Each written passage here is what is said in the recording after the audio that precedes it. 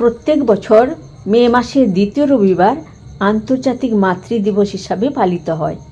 এই সম্মান প্রদর্শক অনুষ্ঠানটি মায়েদের সম্মান, সমাজে মায়েদের প্রভাবের জন্য উদযাপন করা হয়। অনুসন্ধান করতে গিয়ে চমকে উঠলাম। এটি একটি প্রাচীন উৎসব, বহু দেশে পালিত হয়ে আসছে বহুদিন ধরে। এই দিনটি প্রাচীন গ্রীসের মাতৃ আরাধনা প্রথায় গ্রিক দেবী সেবেলের উদ্দেশ্যে পালন করা হতো। পরবর্তীকালে সিবেল রোমান হিলারিয়া থেকে খ্রিস্টানদের মাদারিং সানডে উদযাপন, আমেরিকাও মাদারিং সানডে পালন করতে শুরু করলো। যাই হোক, 1912 সালে ফিলাডেলফিয়ার আনা জার্ভি স্থাপন করেন মাদার্স ডে ইন্টারন্যাশনাল অ্যাসোসিয়েশন এবং মে মাসের দ্বিতীয় রবিবার মার্কিন যুক্তরাষ্ট্র এটি স্বীকার করে নেন এবং পালন করা শুরু করেন।